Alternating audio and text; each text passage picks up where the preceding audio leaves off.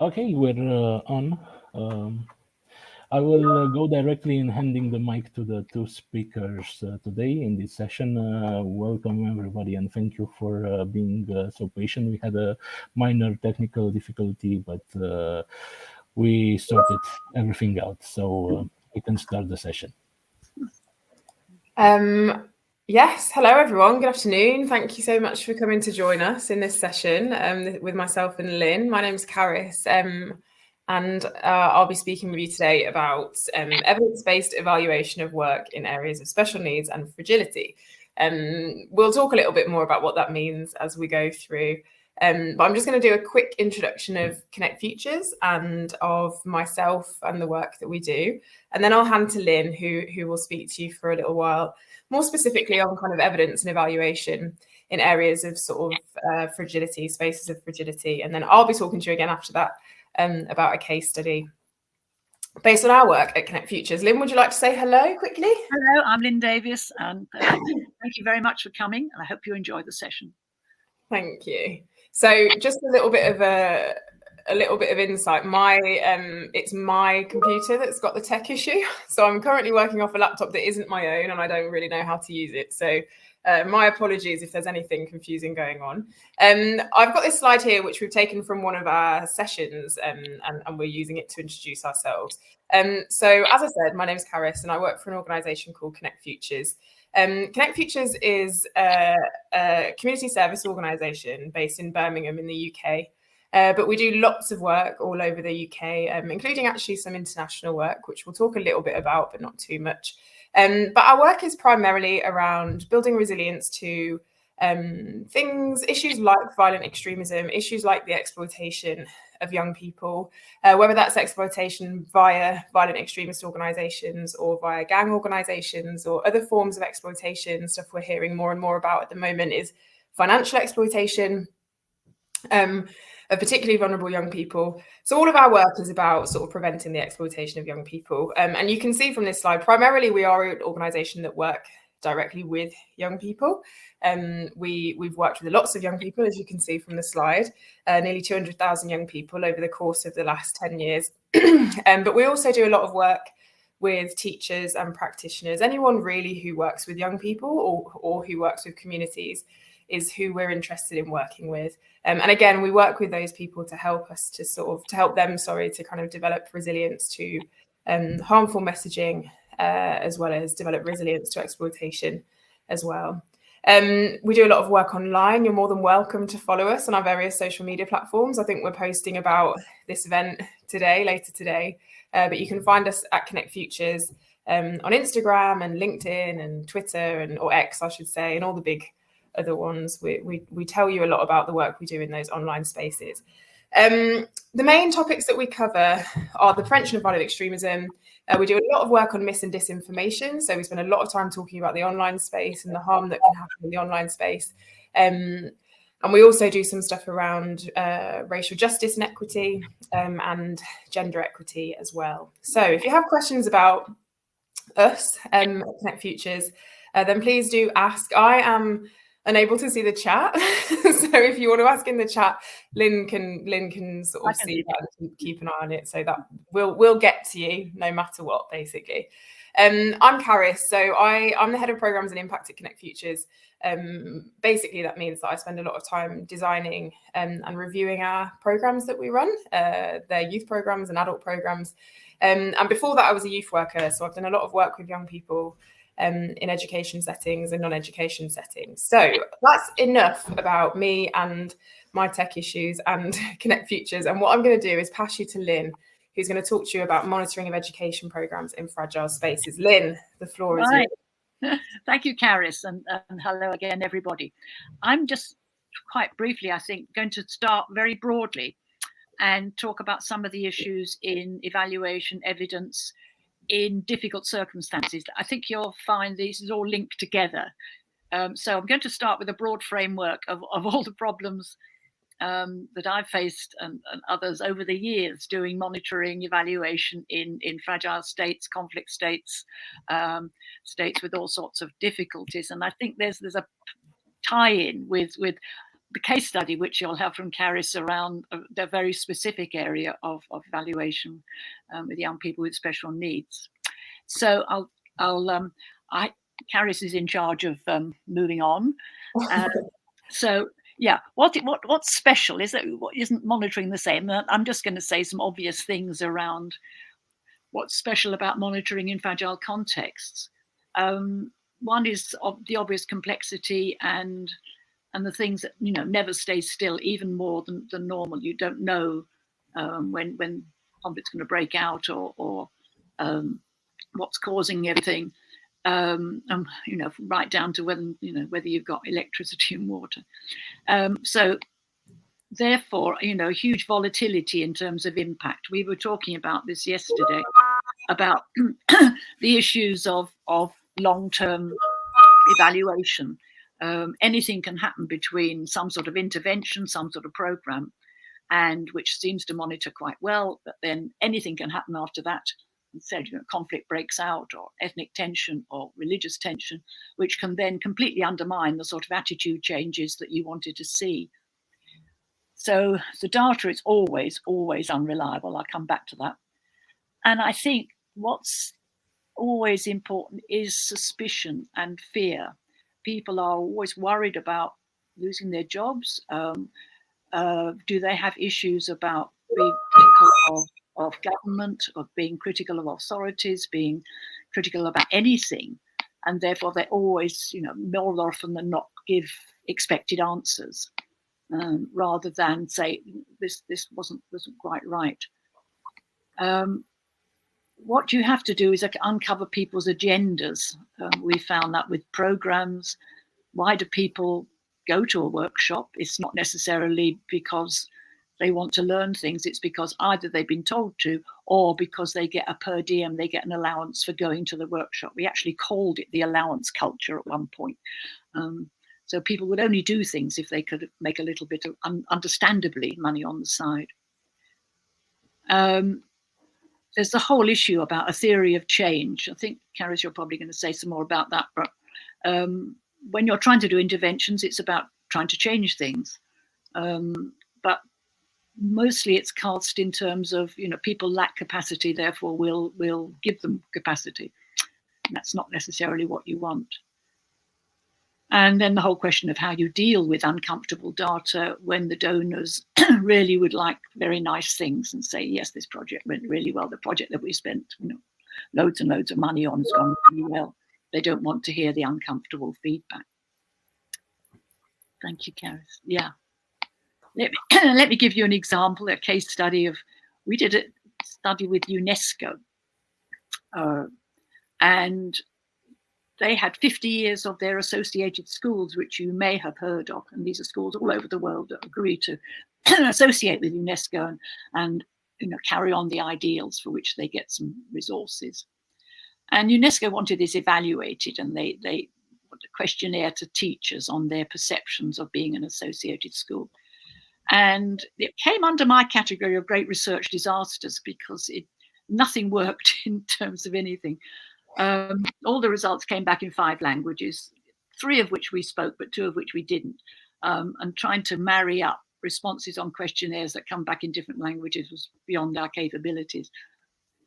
And also the whole language question, which is true, isn't it, of every evidence-based evaluation. What do people understand by things? What did they understand by the term flagship project, participation? And UNESCO's 4 pillars, learning to be, learning to know, learning to do. And people didn't know the difference between those, let alone evaluate whether they were getting there. They understood learning to live together. That was not too bad. And so they gave expected answers so that they could portray their school in a very good light. We're doing a wonderful thing and please send us some more money. And they sent us loads of materials, which would be evidence-based because we had the concrete boxes of photograph albums and pictures of things they'd done. But it's difficult translating that into some sort of really rigorous evidence framework, which would be convincing, but also it's all positive. There's nothing there that says we tried to do this, but it wasn't very successful. No school is going to do that. So it was a classic example of a questionnaire where we gave the results, but we knew that they didn't really help anything. Okay. Similar thing. What's the source of the data that we're using? Malawi project. And we were asked to do an evaluation of the impact of decentralization on schools and teachers when you decentralize power out to the districts, out to the regions, and then the districts. What I think this was DFID, as then was, Department for International Development. And it was their project, and they wanted baselines. And so we had to ask the teachers, just get some baselines of the number of children in the school. And the head teachers didn't know. They never knew how many children there were. They were different on one day to another. They didn't keep data, or if they did, they produced last year's figures. And they also inflated those figures because the more children you've got in school, the more money you might get from the government because it was per capita. So we've got some ridiculous number of children in the schools. So the donor said, well, tell you what, go to the schools and count the children and then you'll get better data. So we went out to schools and it was so dark you couldn't tell whether there were girls or boys. And they wanted gender breakdowns of how many boys. And one of the issues, and I think I mentioned this yesterday, is knowing what happens to the data. The head teachers had no ownership. We were doing the evaluation. They kept saying, what's it for? And we said, well, we can let you know the results. And of course, DFID never did. So they had no ownership of that data. They had no interest in giving us correct data, or indeed any data at all, unless there was something that would help their school. This is something we always called being workshopped.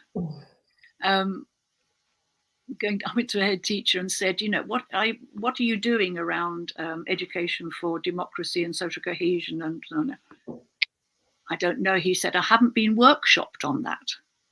So there was this sort of stagnation where you didn't do anything. This is in the Gambia, unless you were workshopped. So workshop became a sort of verb, to be workshopped.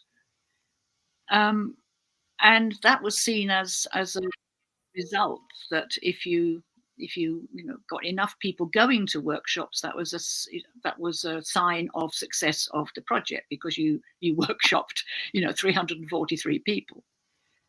But the obvious point which I'm making, which this is not brain science, but the obvious point which you have to say to any evaluation, that training doesn't equal learning. Learning doesn't equal behavior change. Individual behavior change doesn't equal organizational change. And if you return a changed person to an unchanged organization, that's never going to work. You need critical mass. And I've, conducting evaluations again of projects where the organizers seem very happy that you've trained X number of people, but it's always, have they done anything? Another head teacher I talked to, and I said, how was the workshop? It was very good, he said. It was excellent. I learned a lot. So I said to him, could you give me one example of something that you've changed in your school as a result of going to this workshop? He couldn't think of anything. But for him, so we had no evidence that anything had changed. But for him, it was a wonderful workshop and he learned a lot. But they had no impetus to be different unless you really pushed them. So why are they there on people's agendas? Okay, thank you. Another case study, in a way, was something we were struggling with notions of indicators. And Sri Lanka was working with them on all sorts of projects on social cohesion. And they would draw up, I had to do capacity development in a way, because they would draw up baselines saying 70% of the children show an improved learning performance. And that was a sign of success. But then that was a target. Was it an outcome? Was it a target? Anyway, they said if 70% of the children show an improved learning performance, then that's success. But then I was saying, well, why not 65 or 75? What's magic about 70%? And they couldn't say. They just picked figures out the air to say it's going to be a good project if we get that way. I'm always worried about the 30% that don't show any change. You know, what happens to them? Have they gone backwards? And the obvious aggregation thing around if there is an improvement in performance or so improvement in social cohesion, could that be due to anything other than the intervention that we or others were doing? And it was difficult to make people understand that other things could intervene in that notion of impact and getting to your targets. And the longer there was between an intervention or a program and the final impact assessment, the more intervening variables there would be. This is not, you know all this stuff, this is not rocket science. And, you know, forgetting about keeping baselines and keeping records anyway. So, as I said, I don't know whether, we don't know with any of this, whether because of the nature of the impact assessment, actually whether it made much difference at all. I'm a qualitative researcher, as you can imagine, so I'm always suspicious of surveys. So this is a question about beneficiaries, and I think obviously, Caris, you'll come back to this, you know, when trying to do these questions of beneficiaries, which donors are very, very interested in. You know, are you working with the disabled, the marginalized, the hard to reach? I was talking to somebody who said, I'm not hard to reach. I'm just, you know, difficult to get money to. And they didn't want to be cast as being hard to reach, as if that was some sort of identity. But it's a very common phrase. It's like one old woman we were talking to in social care said, I'm terrified of being worked with. So you've got to think what you're doing. So what's the terminology? Who are those with learning difficulties? And the question always about children out of school, how much are they out of school? Is it permanent? Is it temporary? If they're in school, are they learning? I was looking at one study, again, with regard to thinking about extremism, where kids had gone to school, but most of them, because of the rote learning, an awful lot of them didn't actually learn anything. They failed all the exams. They didn't achieve basic skills in maths and science and English. So they're in school, but are they learning? Are they doing anything? So I think these indicators can be very flaky. Right. Do I have any more? Oh, yeah. One more. Sorry. Is that all right, Caris? I'm cutting in. But it's trying to get people to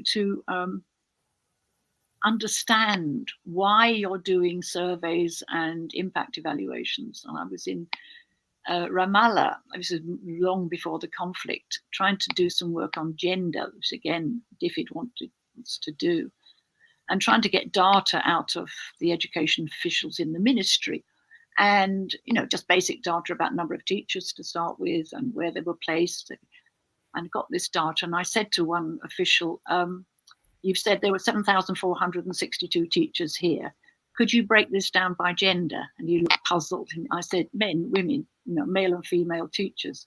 Can you, yes, I'll do that. So the next day he came back and he said, yes, I've done that. There are 7,436 male and female teachers. I gave up at that point. But it's understanding what this data is for and why. And unless you really, really explain to people why you're doing this, have they really understood? Yeah, was that my last slide? No. Oh, yeah, one more about. It's okay, no, take your time. You know, this is another one. We're doing group work. And this is a great favorite with donors in schools on, you know, teachers, changing teaching styles, making them do things. And we found that they said, yes, we're doing group. As a result of the training that we've had, we're doing group work. And all it meant was they were putting children in groups. And so they were in groups and they were sitting around the tables as they were doing this, looking over their shoulders while the teacher simply delivered the lesson like she'd always used to do. And participation was about answering the questions. So yes, they're all participating now. I asked her a question and they put their hands up and they give me the answer. And then, constructive discipline. We were trying to, this was with Save the Children, trying to stop corporal punishment.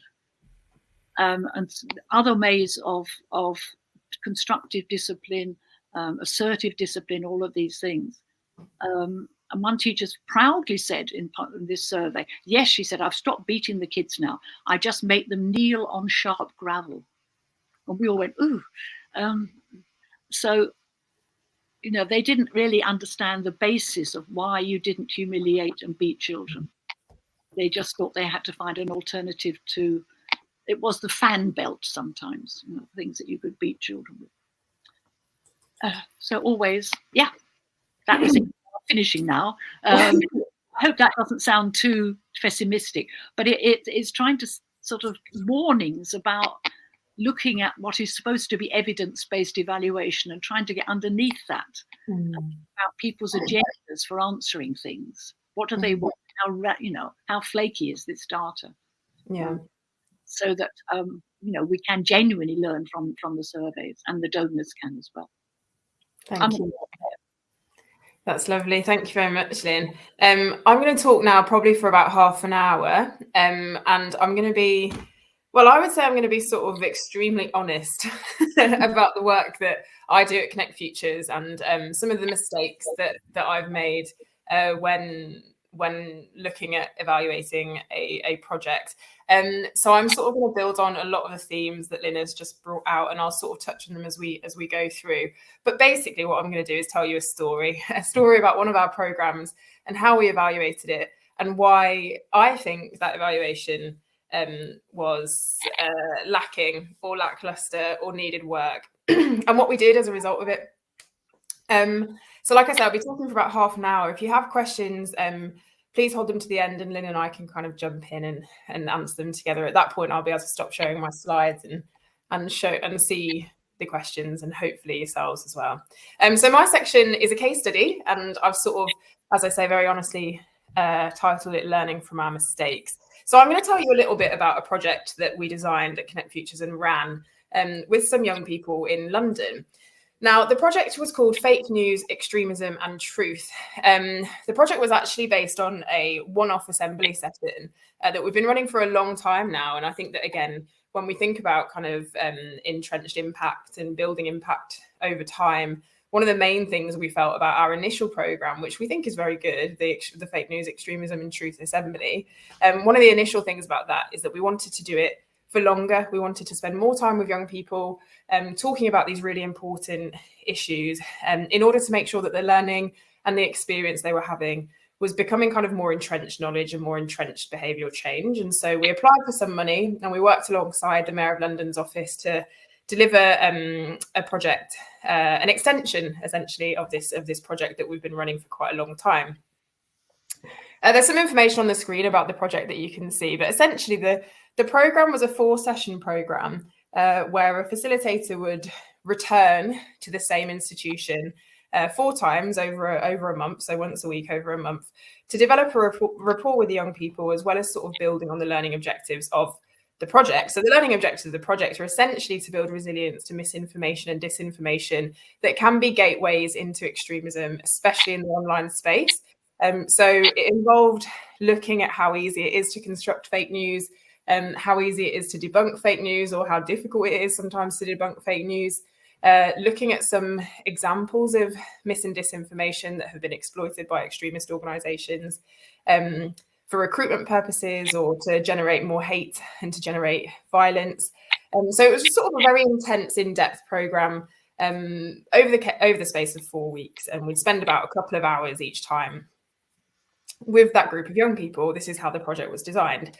So we did 4 different London boroughs. This is an amazing funding, by the way. This project is very, very well supported by the Shared Endeavour Fund out of the Mayor of London's office.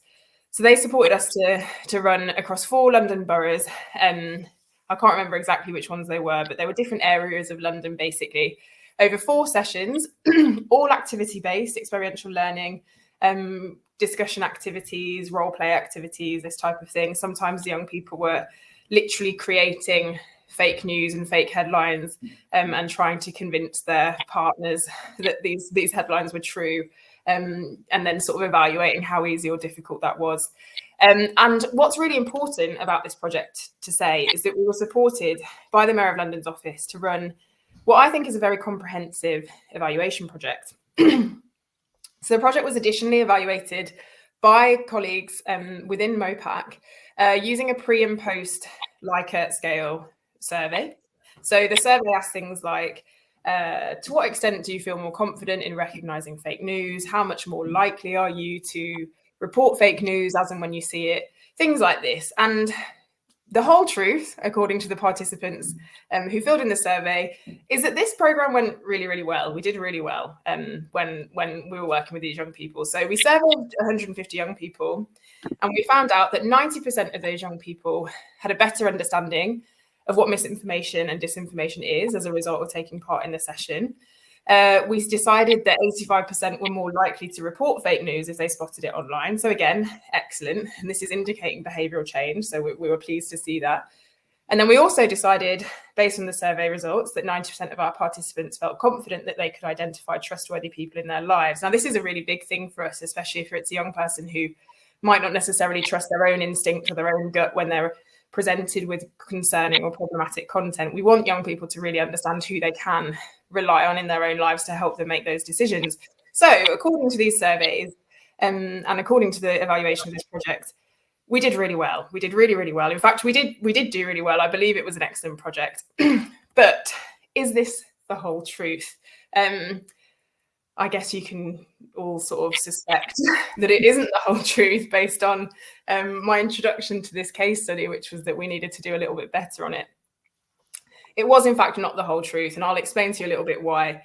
The data is good, as I say, but it absolutely doesn't tell the whole story. There was so much more for us to learn about this project. And for the sake of programme improvement, we really, really needed to look at what was not said in our outcome data. So some of the main issues that we had with this project is that the participants who were surveyed did not account for the whole cohort. So 150 participants was perhaps about 50% of the cohort that we were working with. Now, the survey numbers were a sample, and that's very normal. It's normal to do a sample of your participants rather than a full survey, but it's true to say that they weren't the full cohort. There's no evidence that surveys completed meant full access to the programme.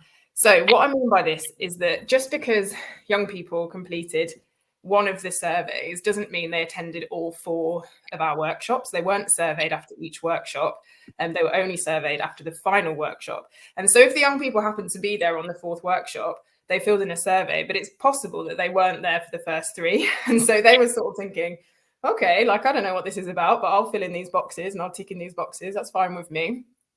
But what's difficult then is that it becomes very hard for us to claim responsibility for whatever is in the survey results. So if the young person is saying, I don't know anything about fake news, I've never heard of it, I don't know what you're talking about, that would kind of make sense, because by the 4th workshop, if they've not been there for the full programme, they've missed a lot of learning. But if they had been there for the first 3 and missed the 4th, we would also miss their results. So we can't really understand who we're taking responsibility for. I had an excellent, we did it, this is going off topic slightly, but we did an excellent sort of piece of evaluation on a project in Leeds a few months ago, where we worked very closely with the institution we were working with, who was able to tell me that the intervention that we'd run was the only intervention of its type that dealt with the topic that we were sort of talking about. So we were the only people who'd spoken to those young people about misinformation, grooming, and extremism. And so anything the young people were telling us in our evaluation session would be a result of our intervention, because they hadn't had anything from the education side anyway else on that. So that was a really helpful piece of information. In this particular case, we didn't know if that was true. We didn't know how much intervention they'd had outside of our work to help us claim responsibility for this learning. Now, the most important thing that I'm going to say here is that the project was targeted at what we call PRU schools, pupil referral units. And so pupil referral units in the UK tend to be for students and young people who have had to disengage from mainstream education, usually because of behavioural concerns or social, emotional, and mental health issues. And so this was the target for us.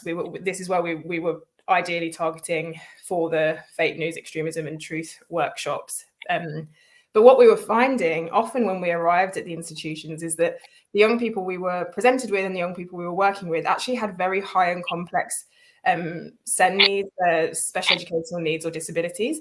And so a lot of the young people, I would say like a fair percentage of the young people, couldn't access the surveys, either because they couldn't hold a pen to fill them in, because they couldn't understand what the survey was asking them to do, or that they could access the surveys and they could kind of basically understand what the surveys were asking them, but the survey language was too high level, or there was too much text, or the text was presented in the wrong way. For example, if it was a young person who had difficulty seeing like black text on white paper, they couldn't really access what the surveys were saying. And so this was a huge percentage of our young people were unable to access the survey. So even if they were filling the survey in, we don't know that they were filling it in and giving us authentic answers based on their actual experiences. Because the survey wasn't inclusive, it didn't include their learning ability, basically. One of the things we found as well is that when we were doing our sort of best practice in PCVE, which is essentially thinking a lot about how to critically engage with the world around us, teaching critical thinking and increasing integrative complexity. One of the things that we were finding in our young people, especially young people with autism, was that this sort of encouragement and this development of the skill to think essentially in the grey space and be comfortable with uncertainty was not something that was accessible or inclusive to those people either. Those young people, especially autistic young people, were telling us this is actually really hard for us to understand how to access this space. We need literal instructions, or we need clear guidelines. We need to be able to follow some steps to make sure that we're safe, rather than be comfortable in this sort of grey, nuanced environment that you're asking us to be comfortable in. And that's true of a lot of young people, not just autistic young people as well. And finally, there was no involvement from any of the young people in the evaluation methodology that we'd been rolling out. So although these stats are great, and it's really good that we were able to achieve this with the young people that we were surveying, there's some really clear holes in this evaluation methodology, really, really clear gaps. And what the outcome data was not telling us was perhaps more important than what the outcome data was telling us. And so the point that Lynn is making, I suppose, in the previous sort of half of this session is that it's very easy to sort of present really positive sounding statistics, but we have to be really, really curious about what's behind these statistics as well as what's in these statistics, and what is sort of not being said by the wider evaluation methodology. So what did we do in order to better understand or better evaluate the programme as a whole? So essentially, we gathered evidence for programme improvement in the following ways. We noticed really, really early on in delivering this programme that the evaluation methodology wouldn't be enough. We knew that it wouldn't be enough to be able to tell us, exactly what was happening in relation to this project. And so what we started doing was sort of scheduling in qualitative and semi-formal interviews with the practitioners who surrounded our youth participants. By that, I essentially mean the youth workers or the teachers who were working with the young people who were on our programme. So we would spend half an hour with them before the session to better understand the young people, to learn what their needs might be, and then to make changes to the programme when we could, in order to make sure the programme was accessible as possible. We also often spoke to them after the fact, after the programmes had finished, to learn a little bit about how they'd gone. And most of the time people were very pleased with it, but a lot of the time we were told, oh, this particular piece of content is absolutely not suitable to show to our young people for XYZ reason. Perhaps it contained noise that was too loud for some of the needs of the young people, or perhaps it contained imagery that some of the young people wouldn't understand, or there weren't clear enough instructions for young people who really needed clear guidelines and instructions. And so we were able to gather evidence and information in that way as a sort of throughout the programme, which we kept essentially we kept delivered as kind of learning in our overall report.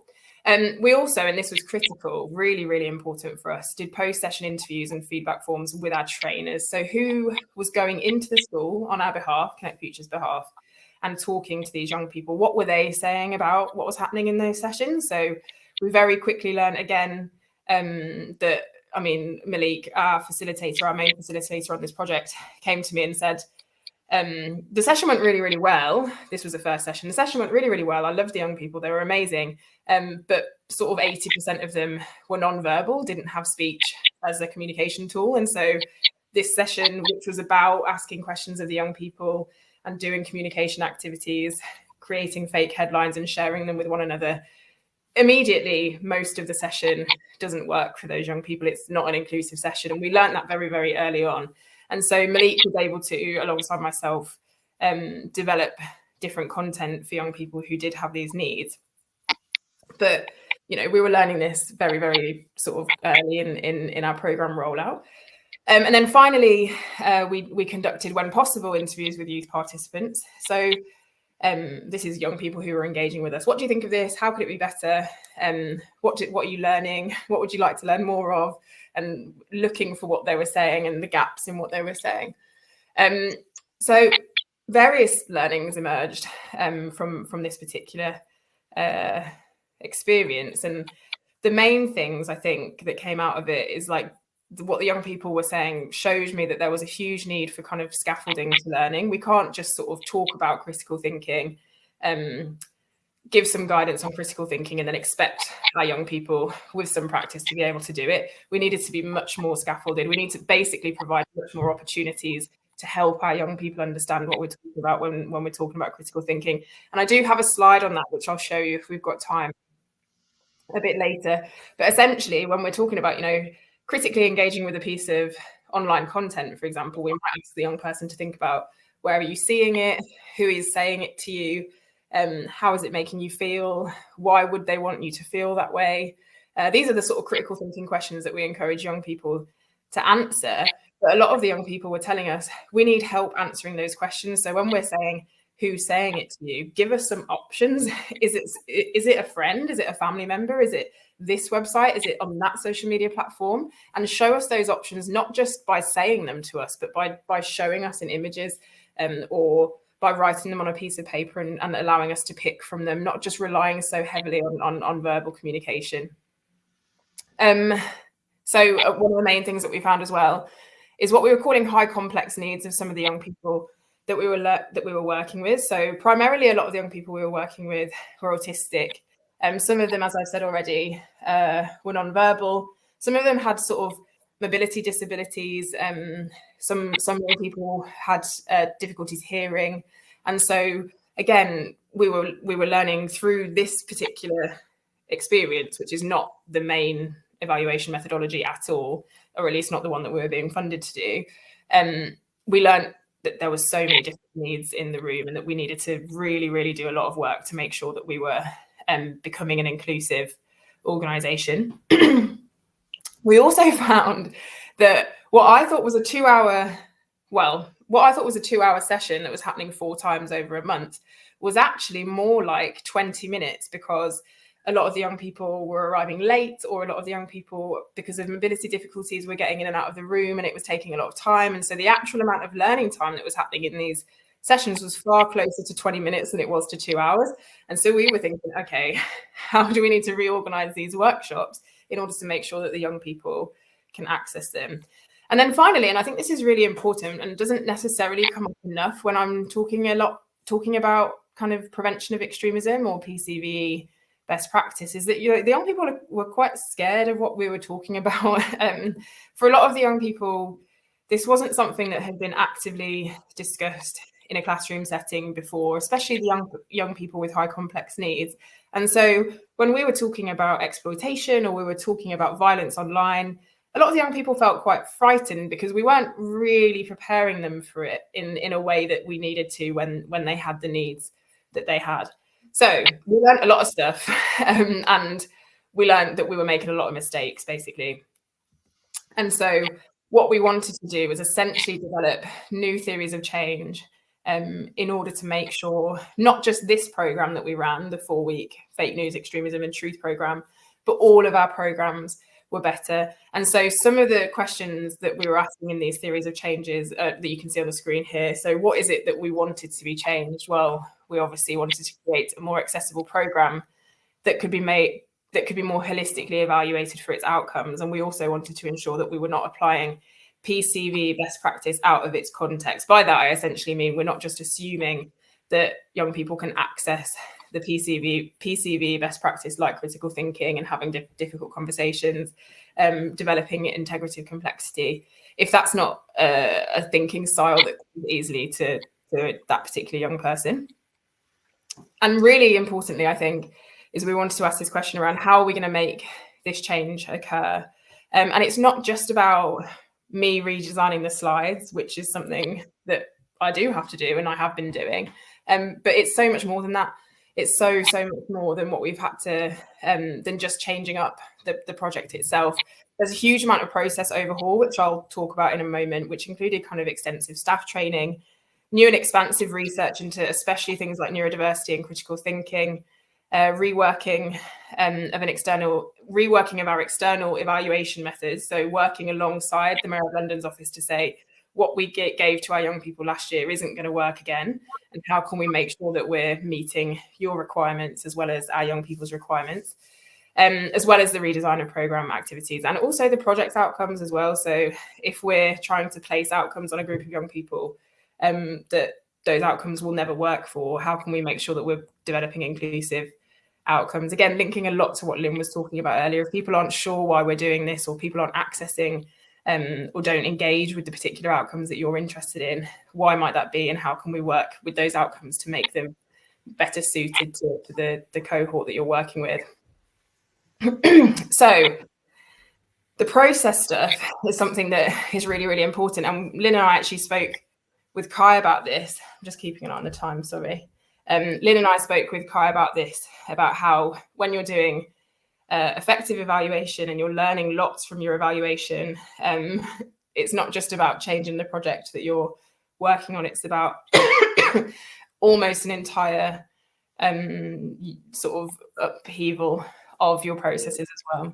And so in order to learn from the evidence that we gathered from this particular project, we've done a few things. New theories of change for multiple different audiences. So we're sort of relying on specific theories of change for specific projects. And those specific projects work with different young people and different community members. And so they also have different theories of changes to make sure that the change that we're foreseeing and the change that we're working for suits the project and the young people that we're working with on that project. It sounds really boring, or at least to me it does, maybe it doesn't to you. But things like the booking forms. Now, when we're delivering a workshop, we send a booking form to our partners, the schools or the institutions that we're working with. And on the booking form, we say, when should we come and how many young people are we working with, and where are you, so we know where to go. And one of the things that we said in our previous booking form was, tell us if there's anything we need to know about this school. And it was very vague. It really was something close to that. Tell us if there's anything extra we need to know. And so sometimes schools would say to us, oh, well, recently there's been an incident in the community that you need to be aware of, or perhaps they might say, we've had an issue with this particular topic in this year group that you're going to be working with.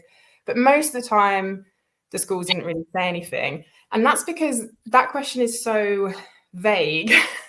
I mean, if I approached you in the street and sort of said, tell me something new about you, you'd be like, well, what? Or like, tell me something I don't know about you. Oh, there's loads of things you don't know about me. There's loads of things that might be relevant to you or that you might want to know about me or about my school, but I don't really know what you're asking me. And so we've really honed in on our booking forms and being very explicit about what we need to know from the school ahead of time or from the setting ahead of time, in order to gather the right information to help us make sure that we're delivering the right content, and then therefore asking the right questions in our evaluation methods as well. So specifically, what sort of SEND needs might you have in this school? Are there any social and emotional mental health themes that we need to be aware of? Things like this, where we're being much more explicit. And then also not just about what problems might there be. And problems is, I think, what we might sometimes call deficit language, but I'll come to that. What sort of experiences might there be in this setting, but also what typically is good for your students, what works for your students and your young people in this setting, and how can we build that in to the project that we're running. So really down to kind of like the first communication that we have with the institution, we're changing it based on the sort of evidence and the feedback that we're getting in our evaluation.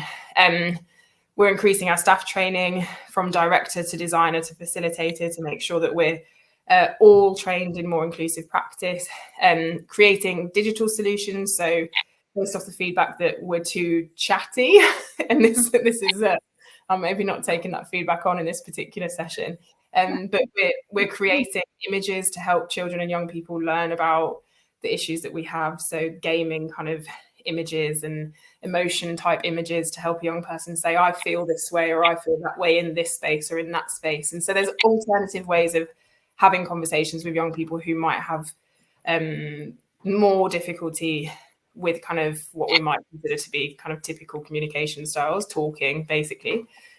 We're changing our evaluation methods. So we are doing our survey because we have to, and it shows positive results. And I think it's important to do that. But we're also building in sort of youth designed evaluation projects or evaluation activities into the final session of our programme in order to make sure that we're engaging young people in the evaluation and learning as much as we can from the evaluation as we go through. We've also made some changes, and I won't spend ages on this, but other process changes in our data management. So how we store our data, how we share our data, make sure that we're sharing it in a way that's inclusive. So even down to when we had our trainer come in to help us learn more about neurodiversity and autism, the brief that he was given, he said to me, this data wasn't shared in a very helpful way. Like, it was very difficult for me to access this data or this need from you because, again, the brief was too wide and I was given too much information. So again, it comes down to the processes of an organisation have to change based on the evidence that we gain from our evaluation. And this evaluation is not just the typical evaluation that we're doing.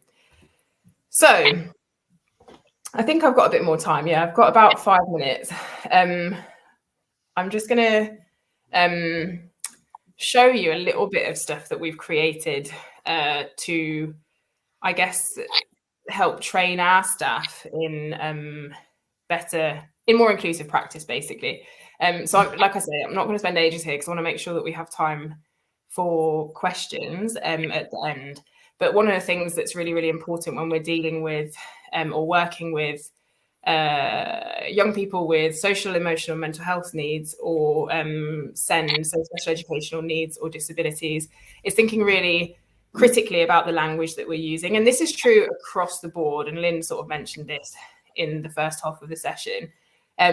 But we talk to the staff that we're training about the language we're using, and we ask them these questions. So how do the words we use impact our understanding of neurodiversity? So even the word neurodiversity, we explore the definitions, various different definitions, and we decide if we like those definitions or don't like those definitions.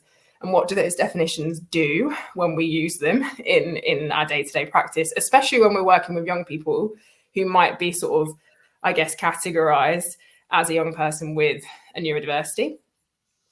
We're asking people to consider the impact of words like suffer from, temper tantrum, disruptive behaviour. And these are all words that are taken directly from this image on the left-hand side, which was actually taken from a local authority website that was giving you a definition of social, emotional, and mental health needs. That's the SEMH acronym.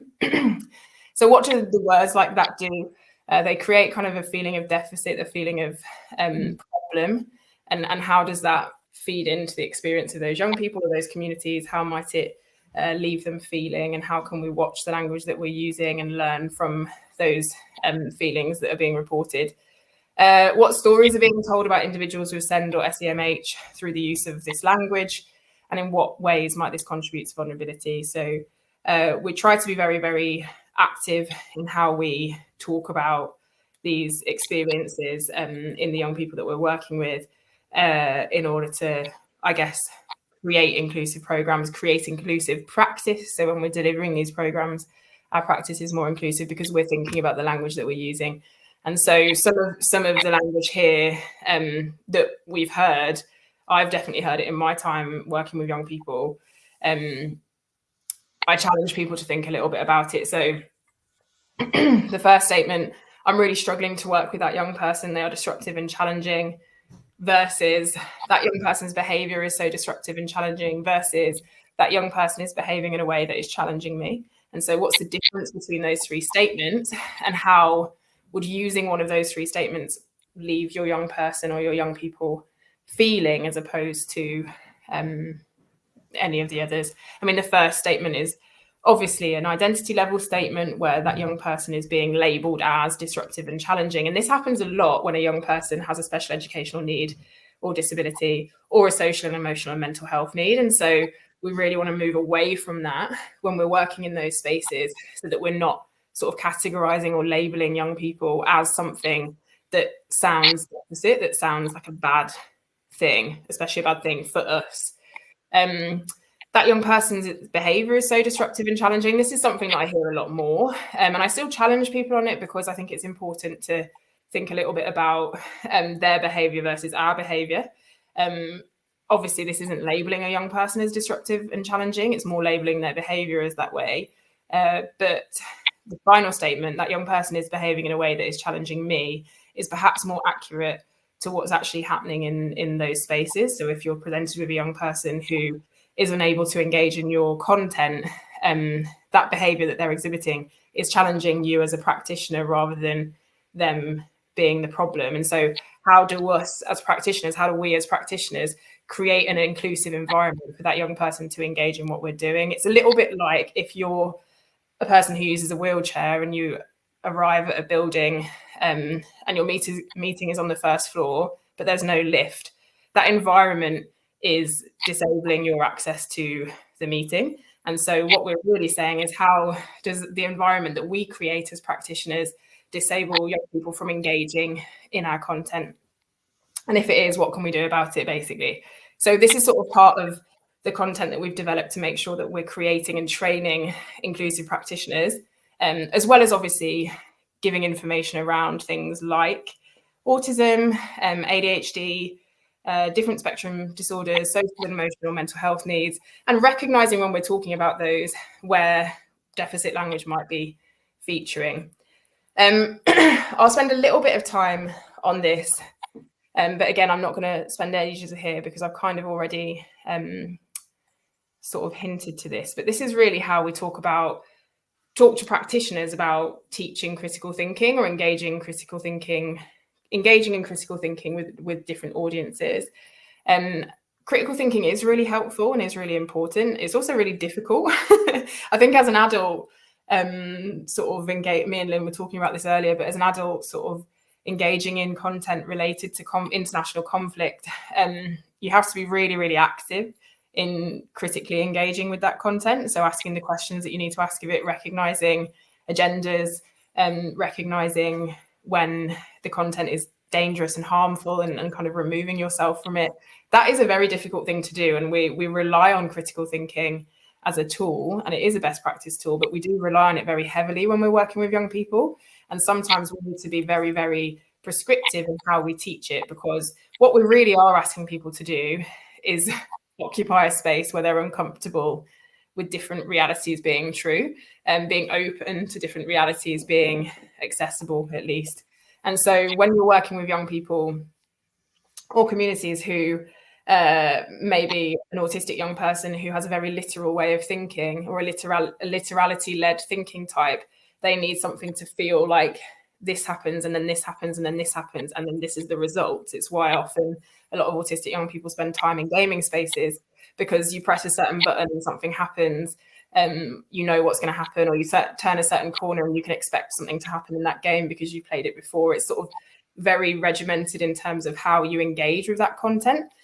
We have to try and replicate this experience, but related to a skill that is all about kind of, I guess, embracing the unknown or embracing nuance. And so there's ways that we can do that. I think one of the ways is really encouraging children and young people and communities to engage with or to know who can help them with that. So who can help you critically engage with what you're seeing online? You don't have to do it all by yourself. Who can help you? It might be a parent or a teacher or a youth worker, another family member, but find someone you trust who can help you do that. And then when you're doing it, you're being really, really explicit. So we're asking these questions, be really explicit about what these questions are. Who's saying it? Where are they saying it? Why are they saying it? How are they saying it? These are the questions that you should ask as someone who is doing critical thinking. And so even sort of changing the language of how we're talking about critical thinking is starting to do some of that work. Providing images to help young people answer those questions is really important. I mean, this is, I guess, quite a rudimentary way of doing it, but is more to make the point. Providing them pictures that they can show it was a friend, or it was a family member, or it was someone I don't know, a stranger, someone who was pretending. And so giving young people different ways of answering this question, but also offering them some suggested answers is an example of scaffolding this learning as well. And we do that with each of the critical thinking questions, so providing different ideas of where these answers might come from. As well as then in the how question, we're thinking about feelings. This can be quite difficult for some young people. And so again, being very prescriptive about all the possible feelings that a young person could have after seeing something on the internet that might make me or you uncomfortable. What else might they be feeling, or how can they communicate that feeling to us? And pictures are good ways of doing this.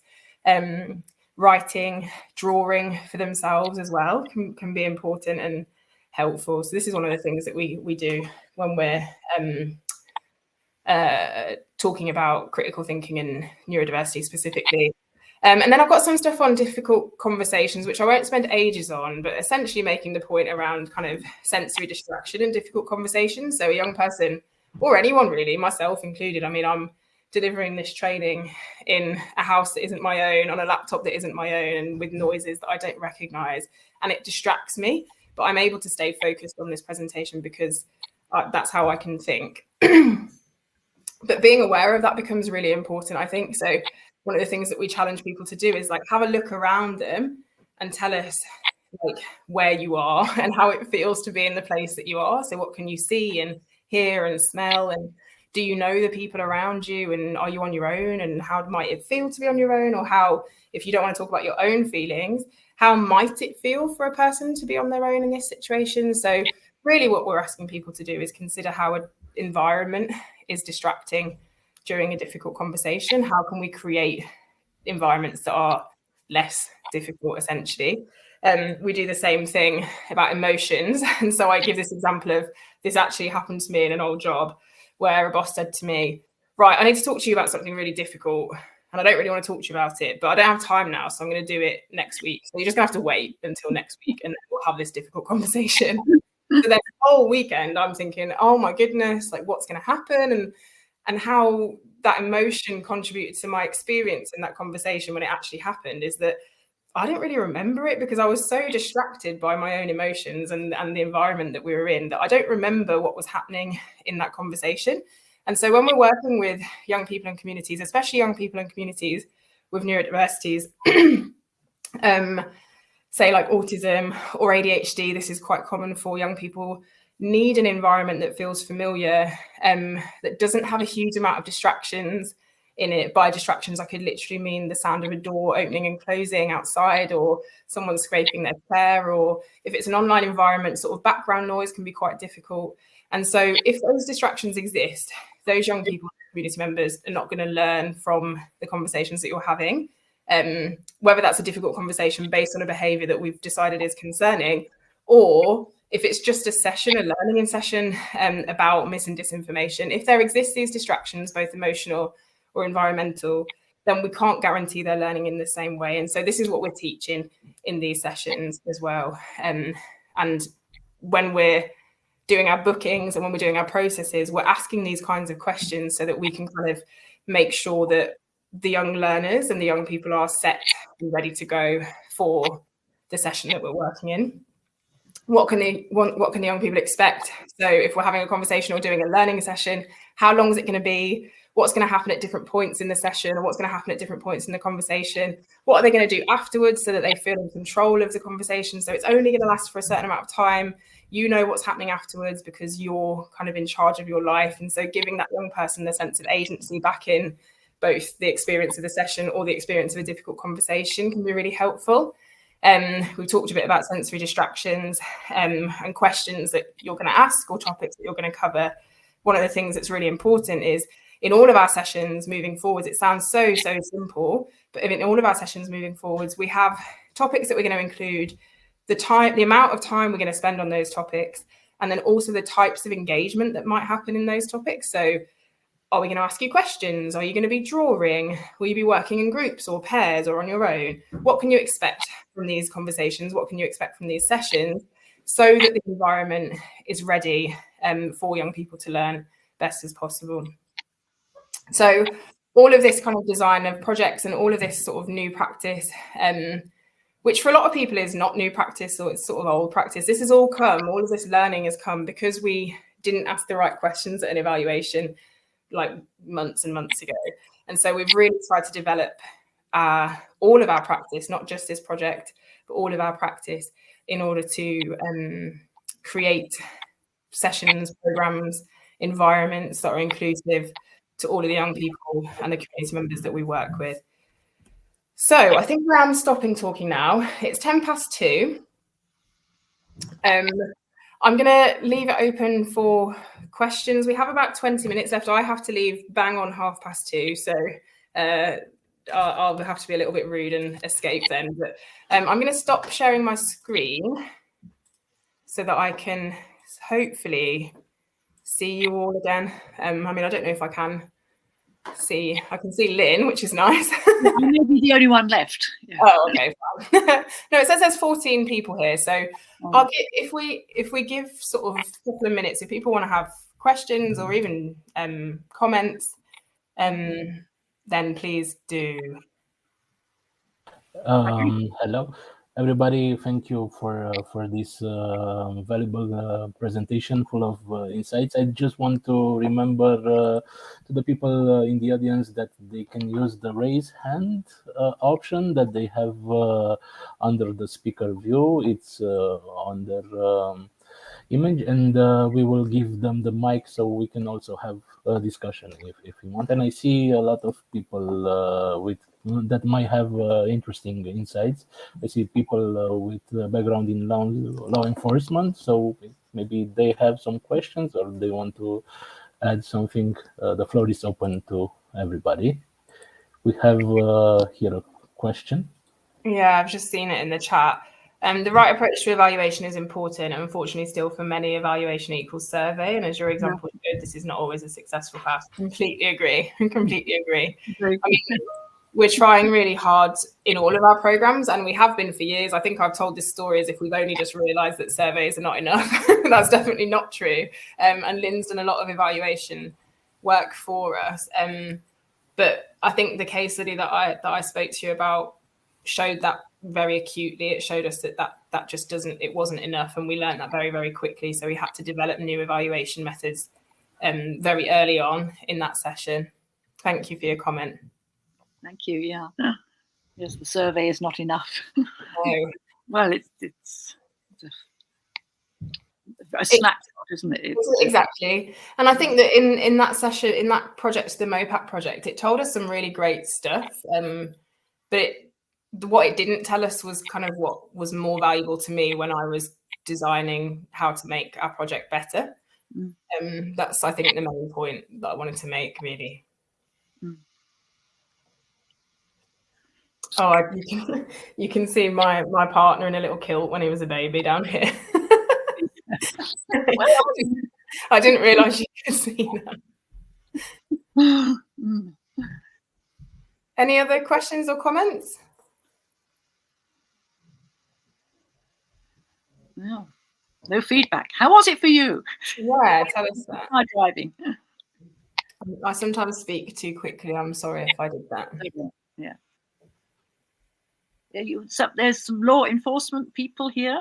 I'd be interested to hear from you about experiences within your field, because I'm always within the education sector rather than law enforcement. I'm not sure. I've no experience of evaluation apart from the evaluations we've done of West Midlands counter-terror, those sorts of things. Yeah. Is there anything specific? I'd be really interested to hear from anybody here about their experiences of evaluation in law enforcement.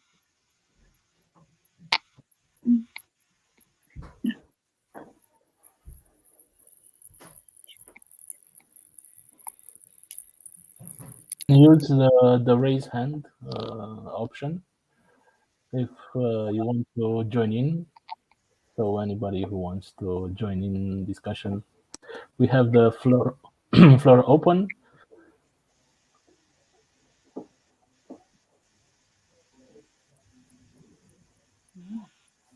It's okay if people don't also.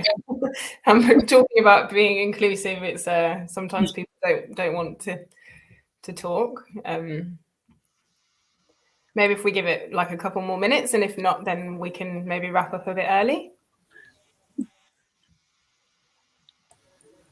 Yeah, we will have a short break and then another session starting at 4 o'clock Brussels time. So we can also take a break. So it's it's your choice as host.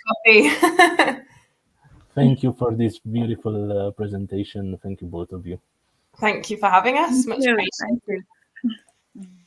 Hope it's been helpful. Been interesting to think about it all. Definitely, yeah. Thank you for having us. Oh, clapping hands on the screen. I've never seen that before. Oh, what's that one? Yeah, it's like little hands clapping like this. Sweet. Someone did a heart. I like that. We've got to get this one. I've done a heart as well. All right then, everyone. Thank you so much for having us.